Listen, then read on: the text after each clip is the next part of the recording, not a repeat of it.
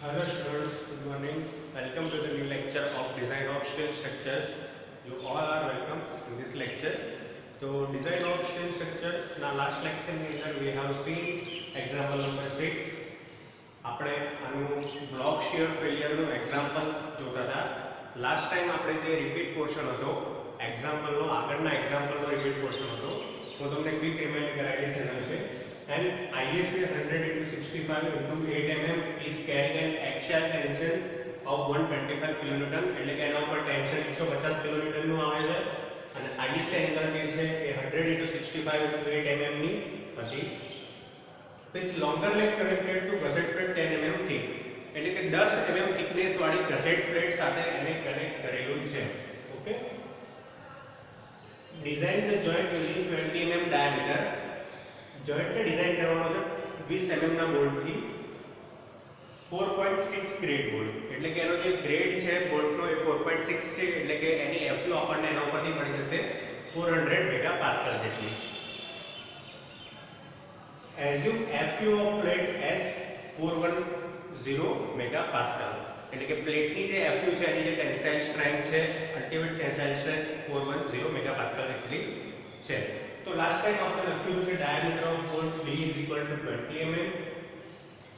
therefore DH એટલે કે diameter of bolt 20 plus 2 22 mm. આપણે સ્ટેપ 1 ની અંદર એક વસ્તુ ફાઇન્ડ કરી હતી, shear capacity of bolt. Shear capacity of bolt જે આપણને મળી હતી 45.26 બરાબર કિલો ન્યૂટન. આ તમારો ફર્સ્ટ આન્સર હતો. એ સ્ટેપ 2 આ બધા સ્ટેપ આપણે લાસ્ટ વિડિયોની અંદર પ્રીવિયસ સેશનની અંદર જોયા હતા એટલે હું તમને રિપીટ કરાવતો નથી. સેકન્ડ જે છે બેરિંગ કેપેસિટી ઓફ બોલ્ટ.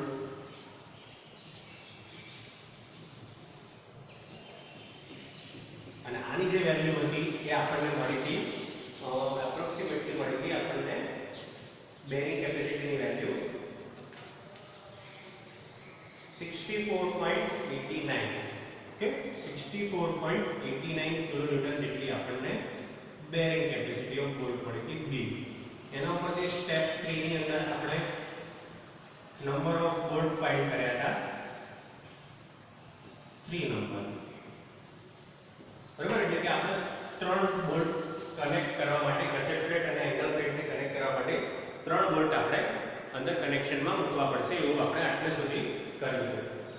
તો હવે એના પછી જે નેક્સ્ટ સ્ટેપ જે હતું તમારું તમારી ડિઝાઇન બનાવવાનું છે એટલે કે તમારી ફિગર બનાવવાનું છે કે તમે ફિગર કેવી રીતે બનાવશો.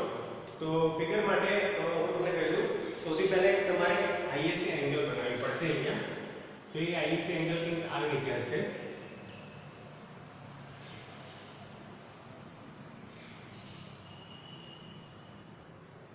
એક આવું સ્ટ્રીપ જેવું બનાવી દેવાનું. જો એકદમ સિમ્પલ પ્લેટ હોય સ્ટ્રીપ ટાઈપ ની તો તમે આવું બનાવી દેશો તો ચાલશે, પણ જો ISA એંગલ હશે તો તમારે અહીંયા એક થિકનેસ આવી ઉમેરવી પડશે બરાબર. તો આ તમારી એક ISA પ્લેટ આપણે ઉપરથી જોઈએ તો કેવી લાગશે એ બનાવી દીધી બરાબર.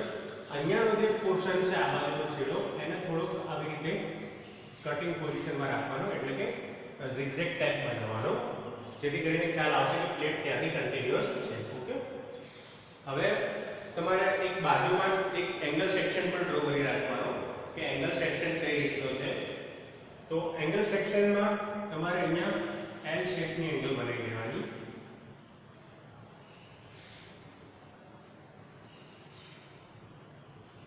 અને તમારી જે ગસેટ પ્લેટ છે એની સાથે એને કનેક્ટ કરી નાખવાની. ગસેટ પ્લેટ છે એ થોડી ઉપરની સાઈડ બનાવવાની એંગલ સેક્શનથી. તમારે આ જે ફિગર છે સ્કેલનો યુઝ કરવાની બનાવવાની. અહીંયા બોર્ડ છે એટલો સ્કેલનો યુઝ કરતો નથી. તો આ થઈ ગઈ તમારી ગસેટ પ્લેટ બરાબર. ગસેટ પ્લેટ જે છે એ મેઇન એંગલથી થોડીક મોટી બતાવવાની. આ થઈ ગઈ તમારી ગસેટ પ્લેટ અને આ થઈ ગઈ તમારી ISA એંગલ બરાબર. હવે ગસેટ પ્લેટનું જે ડાયમેન્શન છે એને અહીંયા સુધી ખેંચી લેવાનું અને આ ડાયમેન્શન અહીંયા સુધી લઈ લેવાનું. પછી એને આવી રીતે કનેક્ટ કરી નાખવાની પ્લેટ સાથે. ઓકે, તો આ થઈ ગયું તમારું connection ready gusset plate. Okay, gusset પ્લેટને આપણે આવી રીતે બતાવીએ છીએ તમારી ફિગરની અંદર બરાબર. આ પોર્શન બને એટલો સ્ટ્રેટ રાખવાનો સ્કેલથી, તમને થોડો વધારે ખ્યાલ આવશે કે કઈ રીતે આપણે ઓવરલેપિંગ કરેલું, બરાબર. આગળ સાઈડ પ્લેટના બંને પોઈન્ટ એકબીજાને કોઇન્સાઇડ થવા જોઈએ, અહીંયા પણ બંને પોઈન્ટ એકબીજાને કોઇન્સાઇડ થવા જોઈએ, બરાબર. હવે જે આપણે 3 નંબરના બોલ્ટ ગોત્યા એ, તો એ 3 જે બોલ્ટ ગોત્યા એને આપણે અહીંયા ફિટ કરી શકીએ છીએ. અહીંયાથી સેમ ડિસ્ટન્સ રાખવાના. આ જે ડિસ્ટન્સ છે તમારું પીચ રહેશે, બરાબર. તમારી પીચ તમને ખબર છે કે તમે ફાઇન્ડ કરેલી છે.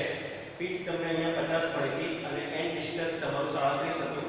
એટલે કે તમારું જે આ ડિસ્ટન્સ જે છે અહીંયાનું એન્ડ ડિસ્ટન્સ એ 37 થશે, આ 37 થશે, પીચ 50 છે એટલે 50 અને 50.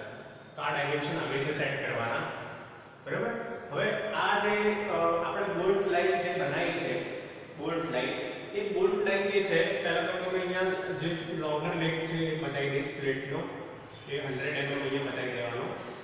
આ આપણી ગસેટ પ્લેટ છે તો અહીંયા બતાવી દેવાનું, બરાબર. હવે આ જે હોલ લાઈન જે છે એટલે કે આ જે બોલ્ટ વાળી લાઈન છે એ નીચેથી કેટલી ઉપર રાખવી એના માટેનો એક ક્રાઇટેરિયા છે ગેજ ડિસ્ટન્સ, બરાબર. આપણે જે ગેજ ડિસ્ટન્સ કહીએ છીએ કયો ડિસ્ટન્સ છે એકચ્યુઅલીમાં, તો કે પ્લેટના નીચેના છેડાથી તમારી આ લાઈન કેટલી રાખવી. તો એ લાઈન એપ્રોક્સિમેટલી જે લોંગર લેગ હોય છે એના 60% હોય છે, બરાબર. ગેજ ડિસ્ટન્સ જે તમારું હોય છે, gauge distance is equal to 60% of the leg connected, 60% of the leg connected. હવે જો 100 ના 60% આપણે કરવાના છે એટલે 100 ના 60% કરવાના છે તો ડાયરેક્ટલી તમને ખબર પડી જશે કે 60 mm જેટલું થાય, બરાબર. 100 ના 60% એટલે 60 mm જેટલું થશે તમારું. તો જે બોટમ થી અહીંયા સુધીનો ડિસ્ટન્સ છે તમારું ગેજ ડિસ્ટન્સ બતાવશે, એટલે કે 60 mm બતાવશે, અને ઉપરનું જે ડિસ્ટન્સ છે તમને 40 mm બતાવશે. તમને ખબર પડી ગઈ કે આખી આ પ્લેટ 100 ની છે તો નીચેનું ગેજ ડિસ્ટન્સ બોલ્ટ લાઈન સુધી 60 અને ઉપરનું 40. આટલી વસ્તુ આપણે આ ફિગરની અંદર બતાવવાની છે અને ગેજ ડિસ્ટન્સ તમે આ રીતે ફાઇન્ડ કરી શકો છો. અહીંયા લખી દેવાની તમારી કે ISA એંગલ છે, ISA 100 * 65 * 8. તો ડિઝાઇન ની અંદર તમારે આટલી વસ્તુ દેખાડવાની છે. આના ઉપરથી તમને માર્કિંગ મળશે કે તમારું માર્કિંગ કેવી રીતે રહેશે, બરાબર. હવે એક બીજી વસ્તુ છે કે આપણે બ્લોક શિયર ફેલિયર બાજુ જવાનું હતું, એટલે કે બ્લોક શિયર ફેલિયર આપણે ફાઇન્ડ કરવાનું હતું. તો એના માટે સૌથી પહેલા આપણે જે ગેજ ડિસ્ટન્સ છે ફાઇન્ડ કરી લીધું. 60% ઓફ ધ લેગ કનેક્ટેડ એટલે કે 60 mm, એટલે કે નીચેની 60 mm ઉપર બોલ્ટ લાઈન છે અને ઉપરની 40 mm. તો આ થઈ ગયું તમારું ગેજ ડિસ્ટન્સ. હવે એના પછીનું સ્ટેપ જે છે તમારું, એટલે કે સ્ટેપ નંબર 5 છે તમારું. આ ડિઝાઇનનું સ્ટેપ નંબર 4 કહી દઉં છું તમારું. તો સ્ટેપ નંબર 5 ની અંદર તમારે બ્લોક શિયર ફેલિયર ફાઇન્ડ કરવાનું છે, અથવા તો એવું લખી શકાય કે check for block shear failure. એટલે કે બ્લોક શિયર ફેલિયર ની અંદર આ પ્લેટ અથવા તો આ કનેક્શન સલામત છે કે નહીં એ ચેક કરવાનું છે. તો સૌથી પહેલી વસ્તુ અહીંયા આપણે 4 એરિયા ફાઇન્ડ કરીએ છીએ: AVG, AVN, ATG અને ATN, બરાબર. આ 4 એરિયા ક્રમશઃ યાદ રાખવાના તો તમને વધારે ઈઝી થશે. યાદ રાખવામાં AVG, AVN, ATG, ATN. તો આ જે AVG છે એ તમારો ગ્રોસ શિયર એરિયા છે. હવે મેં તમને કીધું કે શિયર ફોર્સ અહીંયા કઈ જગ્યાએ લાગે, જો ટેન્શન આ રીતે છે, બરાબર. તો ટેન્શનની ડાયરેક્શનમાં જે લાઈન બોલ્ટ લાઈન ઉપર પડે છે એને આપણે શિયર ક્રેક કહીએ છીએ. એટલે કે આ મારી શિયર ક્રેક છે અને છેલ્લા બોલ્ટથી અપવર્ડ સાઈડ જે લાઈન જાય છે એને હું ટેન્સાઇલ ક્રેક કહું છું, બરાબર. આ ટેન્શન અને આ થઈ ગયું તમારું શિયર. ઓકે, યાની કે આ તમારું ટેન્શન, એક છે ટેન્શન ક્રેક અને એક છે શિયર ક્રેક. તો આપણે જ્યારે શિયર ફાઇન્ડ કરીશું તો ઓલવેઝ હોરિઝોન્ટલ ફાઇન્ડ કરીશું, બરાબર. તો એના માટે આપણે રોટેશન શોધવાની જરૂર પડશે. જે આ પોઈન્ટ છે એને આપણે A કહીએ છીએ. આપણો જે લાસ્ટ બોલ્ટ છે એને આપણે B કહીએ છીએ અને ઉપર જે લાઈન અહીંયા ટચ કરે છે એને આપણે C કહીએ છીએ. ઓકે, તો બ્લોક થઈ ગયો તમારો A, B, C અને D, બરાબર. D છે તમારો લાસ્ટ પોઈન્ટ છે એટલે કે આ પોઈન્ટ છે. તો આટલો તમારો બ્લોક એક આખો અલગ થઈ ગયો બ્લોક ફેલિયર માટે અથવા તો બ્લોક શિયર ફેલિયર માટે, બરાબર. યાની કે જો આ કનેક્શન તૂટશે બ્લોક શિયર થી તો આ A, B, C, D portion નો તૂટશે. ઓકે, તો તો આપણે આનો એરિયા ફાઇન્ડ કરવાના છે આ બધાના સંદર્ભમાં. તો સૌથી પહેલા AVG, તો એને ગ્રોસ શિયર એરિયા કહીએ છીએ આપણે. AVG એટલે કે ગ્રોસ શિયર એરિયા, અને એ હોય છે અલોંગ લાઈન AB. અહીંયાથી અહીંયા સુધીનું હોય છે અલોંગ AB લાઈન. તો હવે એ ડિસ્ટન્સ જો હોરિઝોન્ટલ ડિસ્ટન્સ છે. હવે તમને એક વસ્તુ કહી દઉં કે આ બોલ્ટ હોલ છે. બોલ્ટ હોલ કેટલું ડિસ્ટન્સ રોકશે? એના ડાયામીટર જેટલું. એટલે કે જો હું તમને થોડું ઝૂમ કરીને બતાવું મારો બ્લોક, તો આ રીતનો થઈ ગયો હશે. હવે જો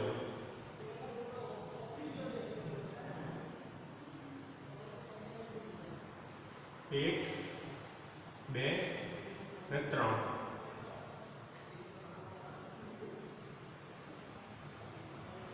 બરાબર?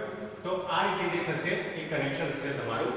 હવે તમે જોઈ શકો છો કે અહીંયા ડાયામીટર જેટલું ડિસ્ટન્સ અહીંયા રોકેલું છે દરેક બોલ્ટે, પણ લાસ્ટ બોલ્ટની અંદર અડધો ડાયામીટર છે. અહીંયા બંનેમાં આખો ડાયામીટર છે, પણ તમારો જે છેલ્લો બોલ્ટ છે એમાં અડધો ડાયમેન્શન છે. આ 37 છે, આ 50 છે અને આ 50 છે. બરાબર? સેન્ટર ટુ સેન્ટર ડિસ્ટન્સ કહેવાય પીચ એટલે. તો આની અંદર તમને એક જે છે પહેલા તો હોરિઝોન્ટલ ડિસ્ટન્સ ગુણ્યા એની થિકનેસ કરવી પડશે. બરાબર? તો હોરિઝોન્ટલ ડિસ્ટન્સ કેટલું થશે? તો કે 50 50 બે વખત, એટલે કે આ 50 પ્લસ આ 37. બરાબર? એટલે કે 50 ને 50 100 અને 37 એટલે કે 137 અને મલ્ટીપ્લાય બાય પ્લેટની થિકનેસ. તો તમને આ જે એરિયા મળશે એ તમને ટોટલ શિયર એરિયા મળશે. એટલે બુકમાં તમને આવી રીતે આપેલું છે. જુઓ, twice into 50 plus 37. આ તમારું હોરિઝોન્ટલ ડિસ્ટન્સ છે ઇન્ટુ આ તમારી થિકનેસ છે. Okay, into 8.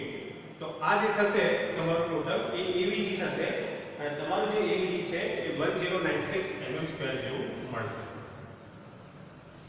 આ નેટ શિયર એરિયા છે. જો આની અંદર આપણે બોલ્ટનો ડાયામીટર કટ કર્યો નથી, જેટલું છે એટલું ને એટલું રાખી દીધું છે. પણ એક્ચ્યુઅલીમાં તો બોલ્ટ કટ થાય છે ને, તો એનો ડાયામીટર કટ થાય છે. તો એ આપણે AVN એટલે કે નેટ શિયર એરિયાની અંદર જોઈશું. તો નેટ શિયર એરિયા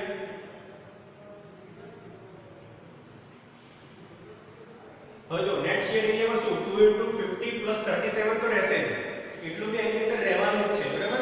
પણ ડિડક્ટ કેટલું થશે? તો જોઈ લો, 2 * 50 + 37 હોરિઝોન્ટલ ડિસ્ટન્સ હશે. ડિડક્ટ કેટલું થશે? જો 3 બોલ્ટ હોય તો એમાંથી અડધો બોલ્ટ ડિડક્ટ કરવાનો. અડધો કેમ ડિડક્ટ કરવાનો? તમે અહીંયા જોઈ શકો છો, કેમ કે અહીંયા અડધો ડાયામીટર આપણે ગણીએ છીએ. છેલ્લા બોલ્ટના સેન્ટરથી ટેન્સાઇલ ક્રેક હોય છે, એટલે કે આટલું જે ડિસ્ટન્સ છે ડાયામીટર એ હોતું નથી. તો એના માટે આપણે -2.5 ઇન્ટુ ડાયામીટર ઓફ હોલ એટલે કે 22 આટલી વસ્તુ ડિટેક્ટ કરીએ છીએ અને એને મલ્ટીપ્લાય બાય 8 કરીએ છીએ. તો તમે સમજી ગયા હશો કે 137 પહેલા નેટ એરિયા છે, એમાંથી 2.5 into diameter of hole 2.5 into diameter of hole આપણે ડિટેક્ટ કરીએ છીએ, કેમ કે આપણો 1 બોલ્ટ 2 બોલ્ટ અને આ અડધો બોલ્ટ એટલે કે અઢી બોલ્ટ આની અંદરથી નીકળી જાય છે. એને મલ્ટીપ્લાય બાય 8 કરીએ છીએ એટલે તમારો નેટ શિયર એરિયા તમને મળશે 656 mm². 656 mm² એ તમને તમારો નેટ શિયર એરિયા મળે. તો ગ્રોસ શિયર એરિયા અને નેટ શિયર એરિયામાં તમને ખ્યાલ આવી ગયો હશે. હવે એના પછી આપણે ETG જોઈએ, ગ્રોસ ટેન્શન એરિયા. તો આ જે ગ્રોસ ટેન્શન એરિયા છે એ તમારું અલોંગ લાઈન BC હશે, એટલે કે આ વર્ટિકલ સાઈડમાં જે ટેન્સાઇલ ક્રેક પડે છે એ રીતે હશે. તો એના માટે આપણે ડાયરેક્ટલી સીધી વસ્તુ જે ટેન્શન ક્રેક માટે જો તમે અહીંયા જોઈ શકો છો કે આટલું ડિસ્ટન્સ છે તમારું 40 છે ઇન્ટુ 8 એટલે કે 8 ઇન્ટુ 40 320 તમારું થઈ જશે mm² ATG. અને ATN એટલે કે નેટ શિયર એરિયા અથવા નેટ ટેન્શન એરિયા એ પણ અલોંગ લાઈન તમારી BC જશે. અને એનું જે થશે, હવે જો નેટની અંદરથી શું ડિડક્ટ થશે? ખાલી આ અડધો બોલ્ટ ડિડક્ટ થશે. જે લાસ્ટ બોલ્ટ છે એનું આપણે અડધું ડાયમેન્શન ઉપરની સાઈડ લઈએ છીએ. જો તમે આ બોક્સ બનાવશો તો એમાં તમારો છેલ્લો બોલ્ટ હશે, તો જો આ અડધું ડાયમેન્શન આવશે વર્ટિકલ લાઈનમાં અને ડાયામીટર પણ અડધો આવશે. તો જે 40 છે એમાંથી અડધો એટલે કે જો 22 એનો ડાયામીટર તો એનું અડધું કરીશું તો 11 જેટલું ડિડક્ટ થઈ જશે. તો 40 - 11 અથવા તો તમે એવું પણ લખી શકો છો 40 - 0.5 * 22 મલ્ટીપ્લાય બાય 8. બધામાં તો 4 એરિયાની વસ્તુ કોમન છે કે થિકનેસ બોલવાની નહીં, મલ્ટીપ્લાય કરવાની. તો તમે જોઈ શકો છો બધામાં તમે થિકનેસ વડે મલ્ટીપ્લાય કર્યું છે. તો આટલી વસ્તુ ઉપરથી તમને ATN મળી જશે. એટલે કે તમારે 40 માંથી અડધો બોલ્ટ જે છે ડાયામીટર એને બાદ કરી નાખવાનું, મલ્ટીપ્લાય બાય 8 એટલે તમને નેટ ટેન્શન એરિયા મળી જશે અને એ થશે તમારો 232 mm સ્ક્વેર.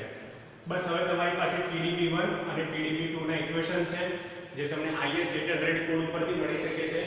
IS 800 કોડમાં clause number 6.4 page number 32. IS 800 clause number 6.4 page number 33. તો TDB1 ની વેલ્યુ તમને એનામાંથી મળશે. તમને ઇક્વેશન આપેલું છે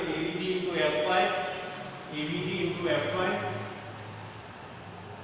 upon √3 gamma mo plus AVG/Fy upon √3 gamma mo plus 0.9 ATN FU 0.9 ATN FU upon 0.9 ATN FU 1 gamma ml. તો આની અંદર તમારી પાસે જો હવે બધી વસ્તુઓ છે, તમારી પાસે AVG ની વેલ્યુ છે, ATN ની વેલ્યુ છે, ગામા mo ની વેલ્યુ છે 1.25, ગામા ml 1.25, Fy છે આપણી જોડે 250 અને Fu છે એ આપણી બોટની સ્ટ્રેન્થ છે 400. તો આટલી વસ્તુ તમે આની અંદર મૂકશો તો તમને એનો ટોટલ TDB1 નો આન્સર મળશે 212.30 કિલોમીટર. ઓકે. અને સેકન્ડ તમારી પાસે TDB2 છે. TDB2 નું ઇક્વેશન કંઈક આ રીતે આપેલું છે કોડમાં. તમે કોડમાં જોઈ શકશો 0.9 AVN FU 0.9 AVN into FU upon √3 gamma mo plus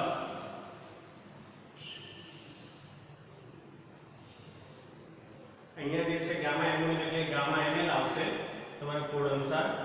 gamma ml કેમ કે બંને ઇન્ટરચેન્જ થઈ જાય છે બંને ઇક્વેશન ની અંદર. ml plus ATG into Fy plus ATG into Fy upon √3 અથવા તો એકલું ગામા mo આની અંદર હશે. તમે જોઈ શકો છો કે આ બંને ઇક્વેશન એકબીજાની અંદર ઇન્ટરચેન્જ થયેલા તમને લાગશે. તમારી જોડે બધી વેલ્યુ છે એ વેલ્યુ તમે પુટ કરશો તો તમારી પાસે TDB2 નો આન્સર આવશે. TDB2 નો આન્સર મને 184.53 મળે. 184.53 કિલોમીટર. આ તમારી પહેલી વેલ્યુ TDB1 ની, TDB2 ની પહેલી વેલ્યુ, TDB2 ની બીજી વેલ્યુ. હવે જે છે આ બંને TDB માંથી તમારે જે સ્મોલર y અને TDB તરીકે કન્સિડર કરવાનું છે. એટલે જે મારું જે ફાઇનલ TDB ની વેલ્યુ હશે મારી 184.53 કિલોમીટર જેટલી રહેશે. અને જે તમારું ફાઇનલ TDB જે છે એ તમારી જે સ્ટ્રેન્થ તમને આપી હોય ટેન્સાઇલ એના કરતાં વધારે આવવી જોઈએ. તો તમારો બ્લોક શિયર માં ફેલિયરમાં પરફેક્ટ છે એવું કહી શકાય. એટલે કે TDB is equal to 184.53 which is greater than 125 kilometer, therefore safe in block shear. Okay, તો આ રીતે તમે બ્લોક શિયર નો ચેક ફાઇન્ડ કરો છો. સૌથી પહેલા ગેજ ડિસ્ટન્સ ફાઇન્ડ કરવાનું, એના પછી block shear failure. Block shear ફેલિયરના સ્ટેપ ની અંદર AVG, AVN, ATG, ATN ચાર વેલ્યુ મળી જાય પછી TDB1 અને TDB2 તમને IS 800 clause number 6.4 page number 33 ઉપરથી મળશે. TDB1 ની વેલ્યુ, TDB2 ની વેલ્યુ એ બંનેમાંથી જે મિનિમમ હોય એને આપણે કન્સિડર કરીએ છીએ TDB તરીકે. અને TDB ની જે વેલ્યુ છે તમને રકમમાં જે ટેન્શન ફોર્સ આપેલો હોય 125 કિલોમીટર અથવા ગમે તે આપેલો હોય તો એના કરતાં વધારે થવું જોઈએ. જો આ વેલ્યુ તમારા ટેન્શન ફોર્સ કરતાં વધારે આવે તો તમારું જે કનેક્શન છે એ શિયર ની અંદર સેફ છે. એટલે કે બ્લોક શિયર ની અંદર એને કશું થશે નહીં.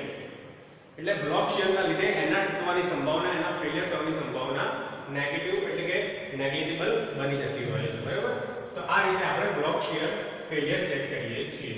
તમને જ્યારે એક્ઝામ્પલમાં ચોખ્ખું કીધું હોય કે check for block shear is required તો તમારે આ વસ્તુ કરવાની રહેતી હોય છે. Okay students, thank you for watching. અને આવા બીજા એક્ઝામ્પલ જો બુકમાં ઘણા આપેલા છે તમે એની પર પ્રેક્ટિસ કરી શકો છો. બીજા એક્ઝામ્પલ મેં એસાઇનમેન્ટમાં પણ તમને આપેલા છે એની પર તમે પ્રેક્ટિસ કરી શકો છો. Thank you students for watching and keep watching for updating of DSS subject videos.